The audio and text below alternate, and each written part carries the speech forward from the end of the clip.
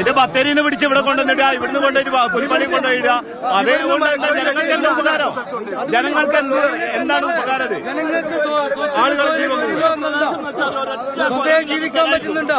ഒറ്റ കുരങ്ങില്ലാത്ത സ്ഥലമായിരുന്നു ഈ പ്രദേശം. 3 വർഷം കൊണ്ട് ഇവർ കുരങ്ങിനെ കൊണ്ട് ആയിരക്കണക്കിന് കുരങ്ങ് ഈ പ്രദേശത്ത് ഉണ്ടായിട്ട് ഓരോ വീടുകളെ ഇവിടെ തോട്ടം തൊഴിലാളികളായ ആളുകളെ വീട്ടിലേക്ക് വരുമ്പോ അരിയും സാധനങ്ങളൊക്കെ വീട്ടിനകത്ത് മറിച്ച് ഓടെല്ലാം പൊട്ടിച്ചിട്ട് ഭയങ്കര ഭീകരമായ ഒരു അന്തരീക്ഷം സൃഷ്ടിച്ച കുരങ്ങൾ കൃഷിനാശത്തിന്റെ പറഞ്ഞു. കൃഷിനാശം തന്നെ ഓരോരുത്തർക്ക് 10 ലക്ഷം 12 ലക്ഷം നഷ്ടപരിഹാരം കൊടുക്കേണ്ട ആളുകൾ എല്ലാം പേപ്പർ വാങ്ങിച്ചിട്ട് പോയിട്ട് ആളുകളെ വഞ്ചിക്കുകയാണ്.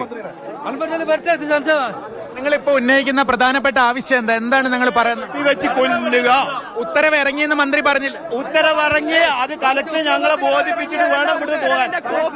ആ കോപ്പി കണ്ടതിന്റെ അപ്പുറം ഇവിടെ ആ വെടിവെച്ച സംഭവം വെടിവെക്കുന്നുള്ള ഉറപ്പ് ഞങ്ങൾക്ക് കിട്ടിയതിന്റെ ശേഷമേ ഓർഡറിന്റെ കോപ്പി കണ്ടാൽ മതിയോ? ഓർഡറിന്റെ കോപ്പി ഇവിടെ കാണിച്ചതിന്റെ ശേഷമേ ഞങ്ങൾ വിടുള്ളൂ. പെൻസിൽ സ്ഥാപിക്കുക ഈ പ്രദേശത്ത്. ഇപ്പൊ പെട്ടെന്ന് നിങ്ങൾക്ക് കിട്ടേണ്ട ഒരു ഉറപ്പ് കിട്ടാനുള്ള ഒരേ ഒരു സംഗതി ഞങ്ങൾ പറയുന്നത് ഈ കടുവ വെടിവെച്ച് കൊല്ലുക. അതിനുള്ള ഉത്തരവ് ജില്ലാ കലക്ടർ, ബഹുമാനപ്പെട്ട ജില്ലാ കലക്ടർ ഉത്തരവ് ഒപ്പിടുക.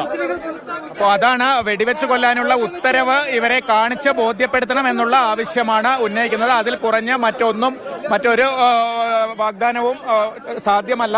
വെടിവെച്ച് കൊല്ലാനുള്ള ഉത്തരവ് ജനങ്ങളെ കാണിച്ച് ബോധ്യപ്പെടുത്തണം എന്നുള്ള ആവശ്യം തന്നെയാണ് ആളുകൾ ഉന്നയിക്കുന്നത്.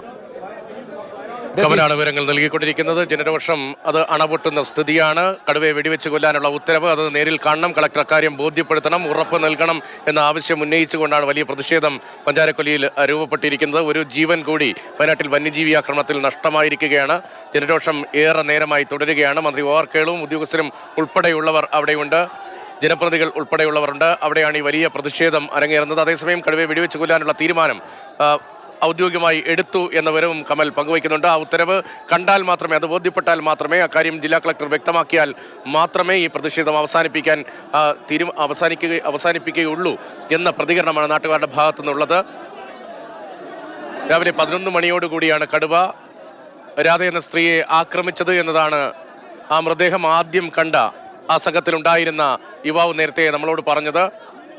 വനത്തോട് ചേർന്ന പ്രദേശമാണ്, ഒരു സ്വകാര്യ എസ്റ്റേറ്റാണ്, കാപ്പിത്തോട്ടമാണ്. അവിടെ നേരത്തെ പന്നിയും ആനയും ഉൾപ്പെടെ നിരവധി വന്യമൃഗങ്ങളുടെ ശല്യമുണ്ട്. 100 കണക്കിന് കുരങ്ങുകളുണ്ട്. ജീവിക്കാൻ കഴിയാത്ത സ്ഥിതിയാണ്. കടുവയെ പക്ഷേ ഈ പ്രദേശത്ത് അങ്ങനെ കണ്ടിട്ടില്ല. മറ്റ് സമീപ സ്ഥലങ്ങളിലൊക്കെ കടുവയുടെ സാന്നിധ്യം നേരത്തെ ഉണ്ടായിട്ടുണ്ട്. ഇവിടെ പക്ഷേ നേരത്തെ കടുവയുടെ സാന്നിധ്യം അങ്ങനെ തിരിച്ചറിഞ്ഞിട്ടില്ല എന്നതാണ് പ്രദേശവാസി പറഞ്ഞത്. 11 മണിയോടുകൂടിയാണ് ആക്രമണം ഉണ്ടായത്. മൃതദേഹം കമിഴ്ന്ന് കിടക്കുന്ന നിലയിലായിരുന്നു. മുതുകിന് മുകൾ ഭാഗത്തേക്കൊന്നും ഉണ്ടായിരുന്നില്ല. കടുവ മനുഷ്യനെ ഭക്ഷിച്ചു എന്ന ഞെട്ടിക്കുന്ന വിവരമടക്കമാണ് നാട്ടുകാർ പങ്കുവയ്ക്കുന്നത്. വലിയ പ്രതിഷേധവും ഉന്തും തള്ളുമൊക്കെ അവിടെ നടക്കുന്നു. നിയന്ത്രിക്കാൻ പോലീസിനും കഴിഞ്ഞിട്ടില്ല. അടിയന്തരമായി ഇടപെടൽ വേണം, ഫെൻസിംഗ് സ്ഥാപിക്കണം എന്നടക്കമുള്ള ആവശ്യങ്ങൾ ഉന്നയിക്കുകയാണ്. മലയോര മേഖലയിലെ വലിയ പ്രതിസന്ധി, അതിൻ്റെ ആഴം അത് വലുതാണ് എന്നത് കഴിഞ്ഞ വർഷങ്ങളിലെല്ലാം നമ്മൾ കണ്ടതാണ്. നിരവധി ജീവനുകളാണ് നഷ്ടമായത്.